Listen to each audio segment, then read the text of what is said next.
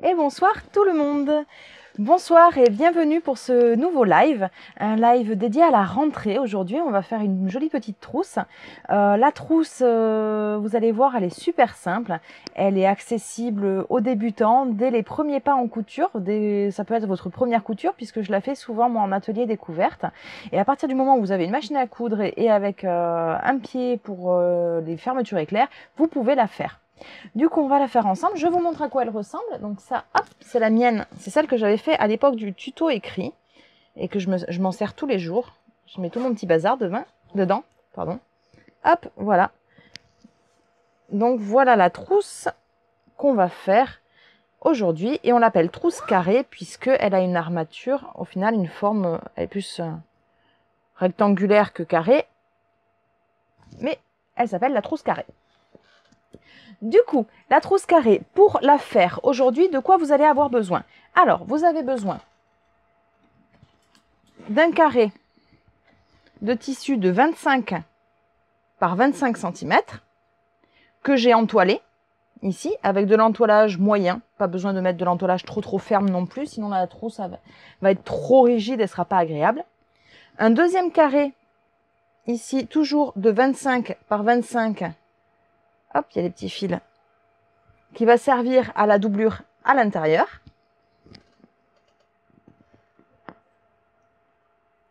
Une fermeture éclair assortie, basique et classique. Une fermeture éclair de 20 cm de long. Et un morceau de biais ou de ruban qui servira à faire des petites languettes sur les côtés. On a tout ce qu'il nous faut. On est parti, on va pouvoir faire notre trousse. Alors, pour commencer, on prend le tissu extérieur. Alors, j'ai envie que mes motifs soient tous dans le même sens, donc je vais le mettre dans ce sens-là. Et on va épingler ici notre zip le long du côté en haut. Voilà. On l'épingle comme ceci. Alors, pour l'épingler, on passe sur cette caméra-là. Hop. Oula.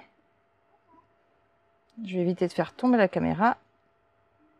Elle a bougé un petit peu. Bon, c'est pas grave. On va éviter de faire des bêtises. Donc, j'épingle mon zip en haut, endroit contre endroit.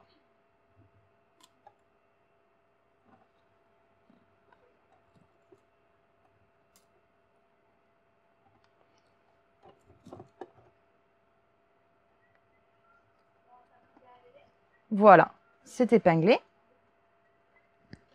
Maintenant, je vais passer sur la machine à coudre et je vais y installer le pied spécial zip. Voilà, donc ce pied zip que je vais utiliser pour coudre mon zip ici. Donc, le long en haut. Donc oui, c'est un zip de 20 cm. Donc j'installe mon pied zip. Hop. Ici. Et je couds toute la longueur du zip.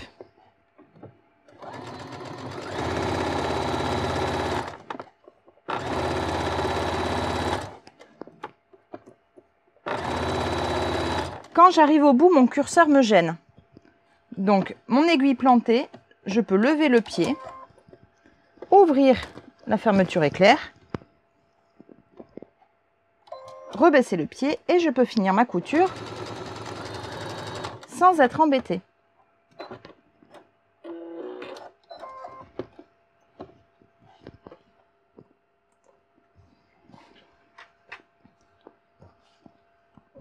Hop, on va couper les petits fils. Donc, mon zip est cousu pour le premier côté. Je prends mon carré de doublure. Alors là, c'est du tissu uni, il n'a pas d'endroit, il n'a pas d'envers. Si vous avez un tissu à motif avec un endroit et un envers, vous allez mettre le côté endroit contre l'endroit du tissu. on les coud endroit contre endroit. Alors, question, tu n'as pas fait de point d'arrêt? Non, je n'ai pas fait de point d'arrêt puisqu'il va y avoir plusieurs coutures qui vont se superposer les unes sur les autres, ça suffit au final. Donc, je positionne mes tissus endroit contre endroit. Mon zip est enfermé entre les deux. Il est pris en sandwich. J'épingle du côté de ma première couture. Comme ça, je vais pouvoir faire ma nouvelle couture par-dessus. J'aurais pu épingler de ce côté-là, mais je ne peux pas me situer par rapport à ma première couture. Donc là, je me situe par-dessus ma première couture.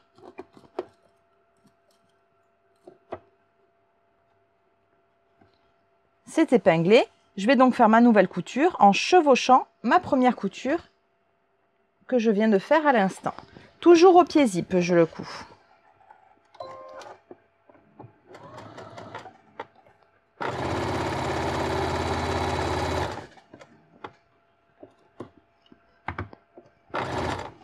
Là, ici, j'ai une petite bosse, c'est mon curseur, comme tout à l'heure. L'aiguille est plantée, je peux lever mon pied sans problème, bouger mon curseur et finir ma couture.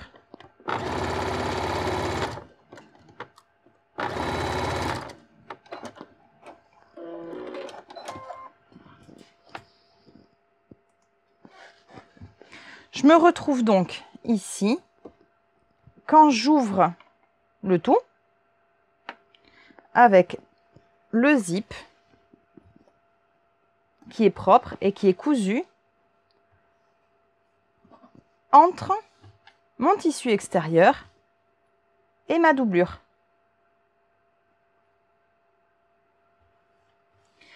Pour bien le fixer, je vais passer un coup de fer à repasser par-dessus tout ça. Ça permet de bien mettre en place la couture et d'éviter que le tissu se prenne dans la fermeture éclair. C'est souvent que ça arrive et c'est très gênant. Quand on ouvre la fermeture éclair, le tissu se prend dedans. Ça nous est tous arrivé au moins une fois. Donc on repasse bien des deux côtés.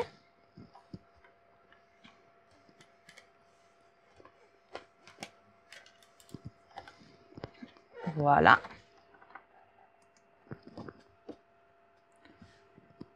Et pour être sûr que ça ne va plus bouger, je vais faire une surpiqûre ici. Je vais faire la surpiqûre le long du bord à 2 mm à peu près, toujours au point zip, au pied zip.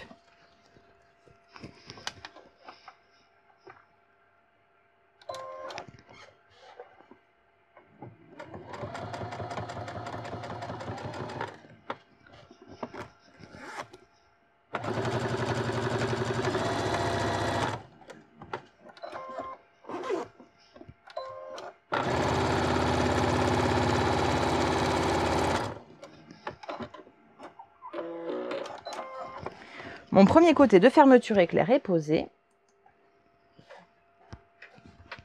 On va maintenant coudre le deuxième côté. Pour coudre le deuxième côté, je prends la partie dessus, la partie extérieure, et je la remonte endroit contre endroit, toujours, comme ceci, jusqu'au bord du zip. Alors, je tourne pour épingler côté zip, pour savoir où piquer. Mais je n'ai remonté, vous voyez, je n'ai remonté endroit contre endroit que la partie extérieure de ma trousse. Et je l'épingle, bord à bord, endroit contre mon zip.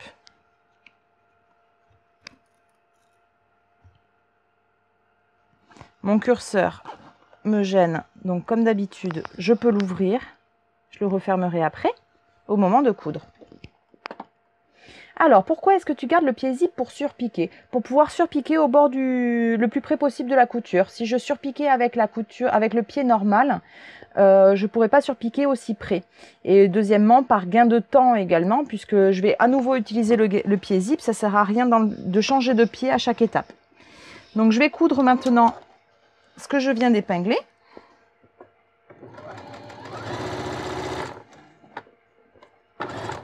Hop. Donc là, le curseur est plus difficile à bouger puisque la trousse forme un tunnel. Donc on n'hésite pas à tourner pour y accéder.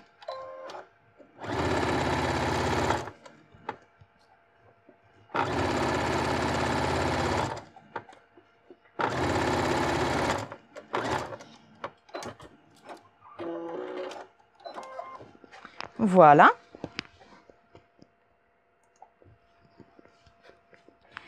Et donc maintenant, on va remonter la doublure de la même façon.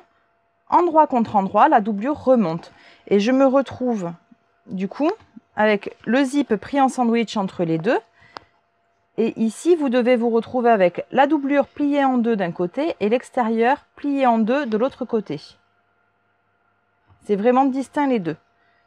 Et comme tout à l'heure, j'épingle du côté de ma première couture. Comme ça, ce sera plus facile de faire la couture au même niveau.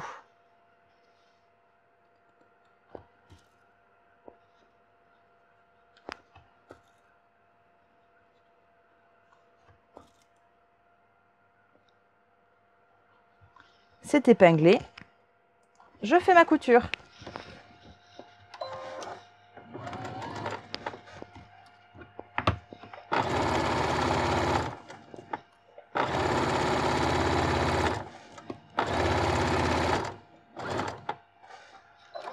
On ouvre le curseur.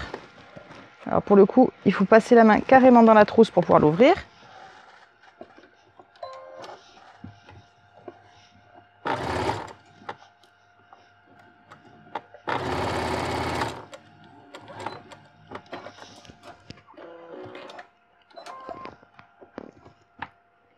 Voilà. On se retrouve donc ici avec notre trousse. Hop, j'ai du mal à cadrer sur cette caméra. Avec notre trousse qui ressemble à ça. Avec le zip ici pris en sandwich. D'un côté l'extérieur. De l'autre côté la doublure. On va à présent retourner la trousse.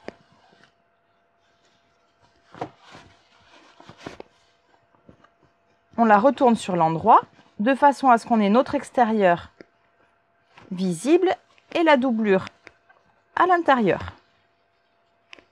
On la retourne comme une chaussette.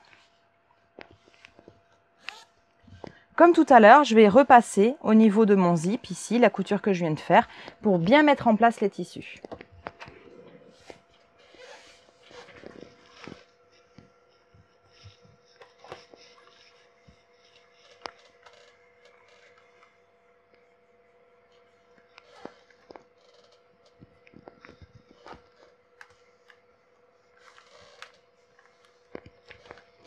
Elle est repassée.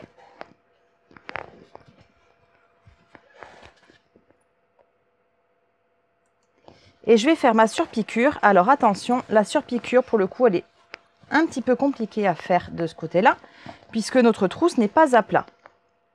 Pour faire la surpiqûre, je place ma trousse avec l'extérieur visible à l'intérieur. Je la retourne pas complètement, juste je la mets sur l'envers pour pouvoir coudre par l'intérieur ici, le long de mon zip.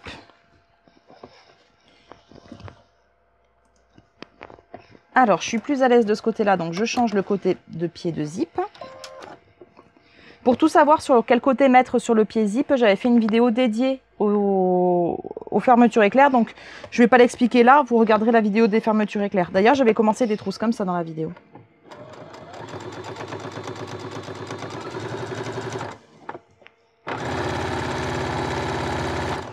Et c'est quand j'arrive au bout de la surpiqûre que ça devient un petit peu galère. Vous voyez ici, je ne peux pas l'ouvrir complètement. Donc il faut vraiment jouer avec le tissu pour surpiquer jusqu'au bout.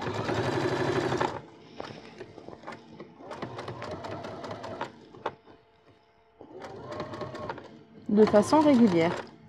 Voilà.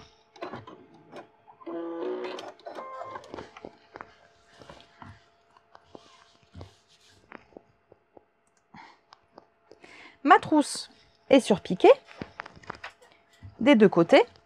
Je la laisse sur l'envers puisque maintenant on va coudre les extrémités. Avant de coudre les extrémités, je vais préparer les petites languettes avec mon biais que j'avais préparé tout à l'heure. Alors, vous pouvez mettre du biais, du ruban imprimé, du ruban uni. Vous mettez ce que vous avez envie pour faire les languettes. J'aime bien mettre du biais puisque c'est la couleur assortie. Le biais, je vais en couper 8 cm. Alors là aussi, vous pouvez faire 6 cm ou 8 cm. Ça dépend si vous voulez des grandes languettes ou des petites languettes. Donc, hop, ça c'est de la chute.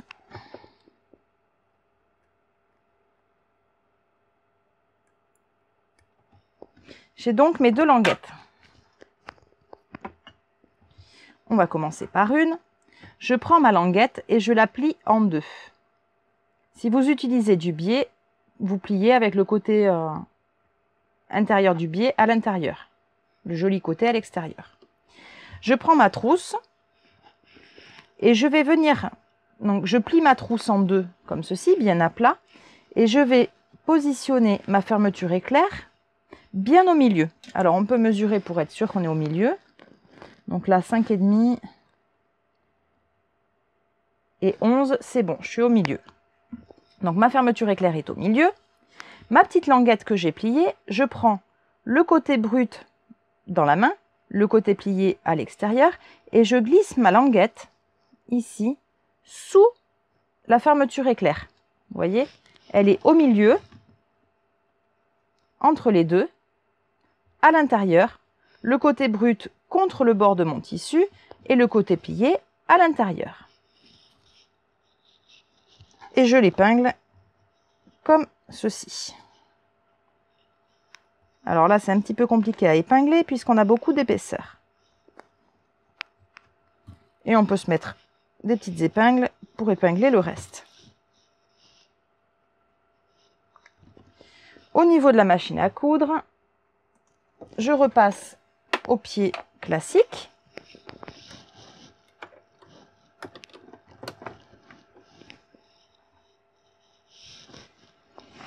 Et vous voyez, si vous avez votre zip qui monte pas jusqu'au bout, il va falloir coudre à un peu plus d'1 centimètre pour vraiment couvrir le bout ici.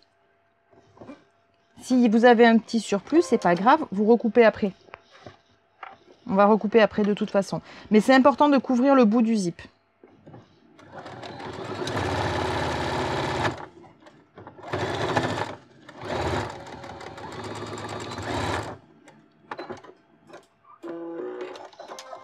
Voilà. Donc, un côté de fait. On recoupe le surplus en laissant un petit centimètre. Pas besoin de laisser trop non plus.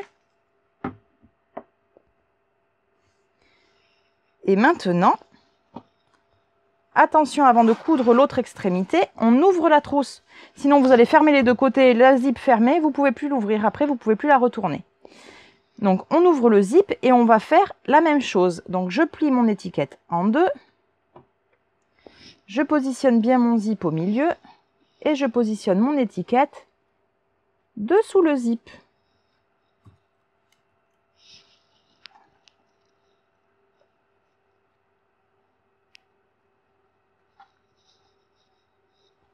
Voilà.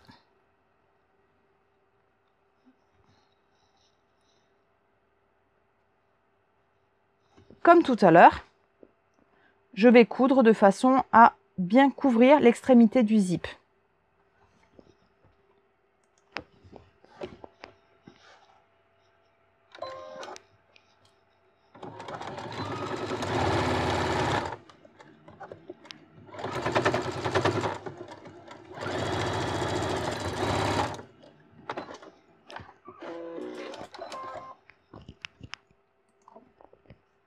Et je coupe le surplus.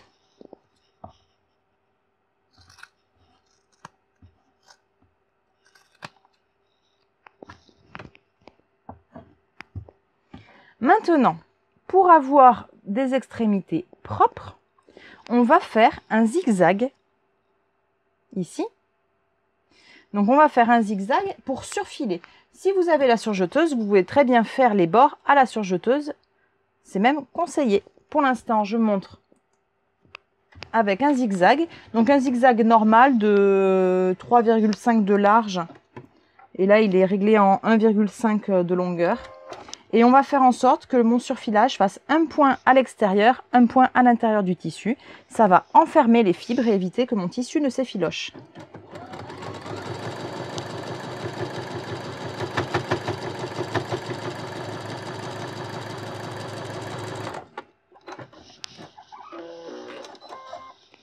J'ai fait mon surfilage de ce côté-là. Je fais maintenant de l'autre côté.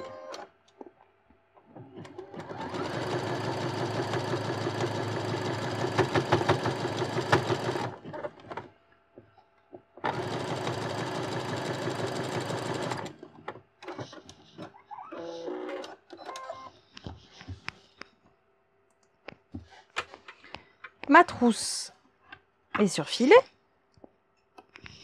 Mais pour l'instant, ma trousse est toute plate. Il reste l'étape de lui donner du volume. Pour lui donner du volume, vous voyez sur ma trousse ici, ce sont des coutures verticales qui donnent la hauteur de la trousse. Là, on la voit bien, celle-là. Pour faire ces coutures verticales, on passe la main dans la trousse et on va former un triangle avec la couture de côté. La couture côté, en fait, se retrouve au milieu du triangle. J'ai mon zip de ce côté-là, donc je rabats ma couture vers le bas pour pas qu'elle gêne vers l'ouverture. Alors, c'est du zigzag piqué ou du zigzag que tu fais ou du zigzag normal? C'est un zigzag normal, ça suffit. Alors, donc, j'ai fait mon triangle. Je mesure 2 cm à partir de la pointe. Et je vais tracer la perpendiculaire comme ceci. Et elle fait 2 cm de chaque côté en partant de la couture. Attention, on ne part pas du bord du tissu, on part de la couture. Donc ici, j'ai 2 cm et ici, j'ai 2 cm.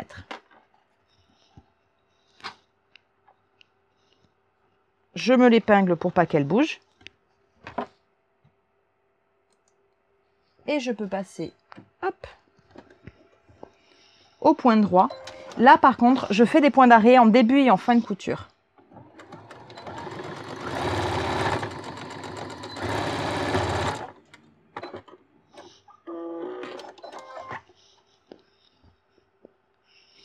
Et je vais pouvoir faire ça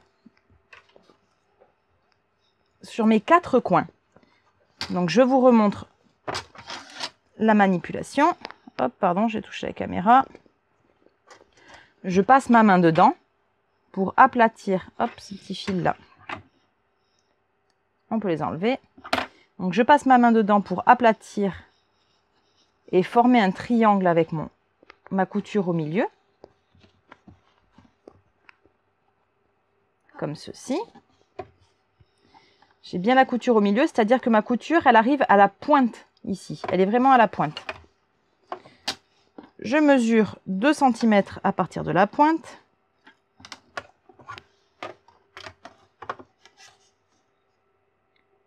Et je trace une ligne à la perpendiculaire de ma couture. Et ça fait 2 cm de chaque côté.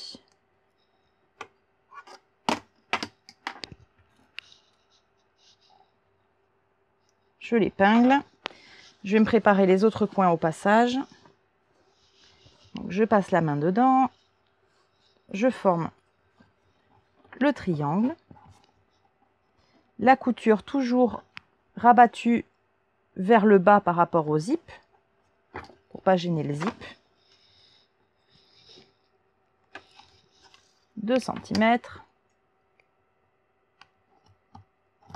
Et ma ligne.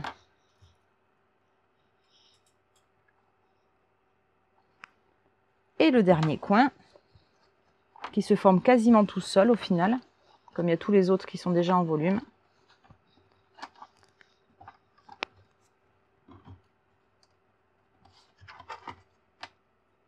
2 cm.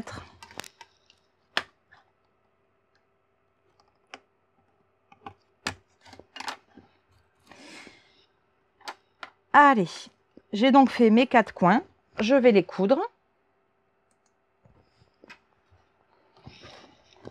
avec des points d'arrêt en début et en fin de couture.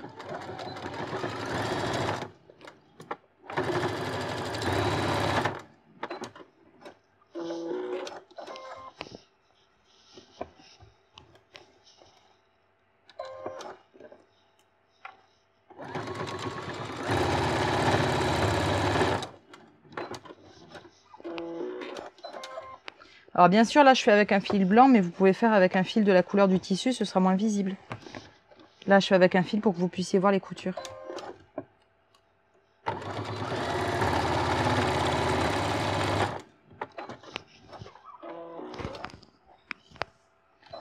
Les 4 coins sont cousus. On va maintenant couper le surplus. Je laisse entre 0,5 et 1 cm comme tout à l'heure.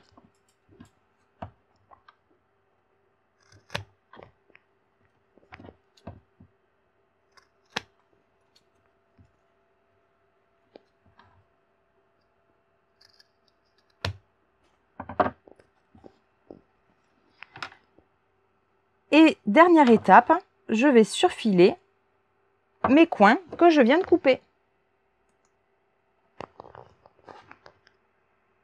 Alors, question sur le chat, peut-on coudre avec du fil pour brodeuse?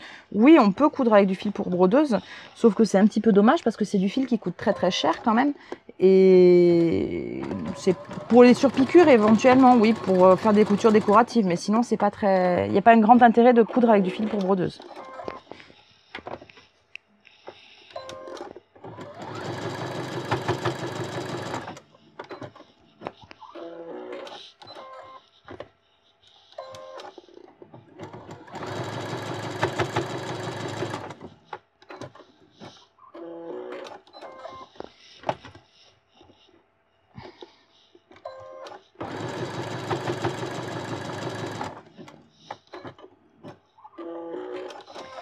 J'ai plus qu'à couper tous les petits fils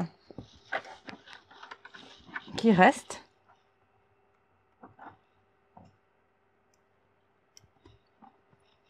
Et j'ai déjà fini ma trousse.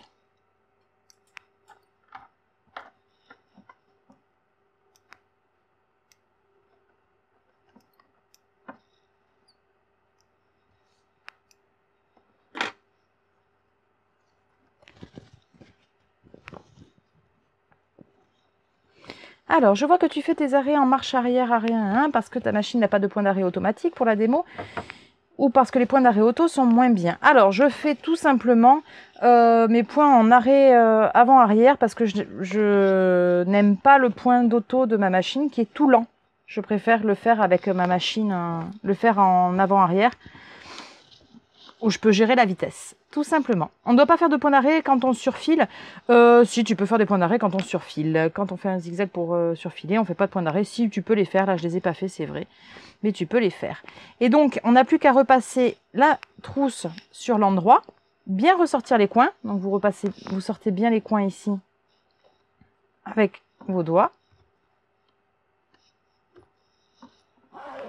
Et la trousse est déjà terminée. Je vous la montre ici. Hop, voilà ma petite trousse. Très rose, je pense que ma fille sera contente. Alors, je n'étais pas là au début, peux-tu me dire en quoi est ton tissu? C'est un coton, j'ai juste entoilé le tissu extérieur, ce sont 2 cotons, sinon traditionnels et basiques. Voilà, la trousse est terminée. Et du coup, le fait de l'avoir entoilée, elle se tient mieux que l'autre trousse qui a vécu. Hop. Voilà la petite trousse. Alors, à savoir, on peut la faire également avec une fermeture éclair dentelle. Donc, j'ai pas prévu de vous le montrer aujourd'hui, tout simplement parce que je les ai pas préparés. Mais je vais vous montrer à quoi ressemble la fermeture éclair dentelle. Hop, elle est là. Donc dans le live sur les fermetures éclairs, je l'avais montré en détail, la fermeture éclair dentelle, et j'avais montré justement le début de la trousse avec la fermeture éclair dentelle. Donc avec les deux tutos, vous devez pouvoir faire sans souci la trousse normalement, et vous devez pouvoir du coup vous débrouiller jusqu'au bout. Voilà, la trousse est déjà finie. Ça sera un tout petit live ce soir. J'espère que ça vous aura plu, que vous allez faire plein de trousses, que vos enfants vont en avoir plein, que vous aussi d'ailleurs. La rentrée approche bientôt, donc c'est vraiment l'occasion d'en faire. Et puis je vous dis à très très vite pour un nouveau tuto. Au passage, vous pouvez retrouver la version écrite de ce tuto là sur mon blog, puisqu'il y est depuis très très longtemps, mais il est perdu dans les méandres du blog. C'est pour ça d'ailleurs que j'ai fait la version vidéo, puisqu'on me l'a réclamé. Voilà, j'ai plus qu'à vous en souhaiter une bonne soirée, et puis je vous dis à très très bientôt. Au revoir.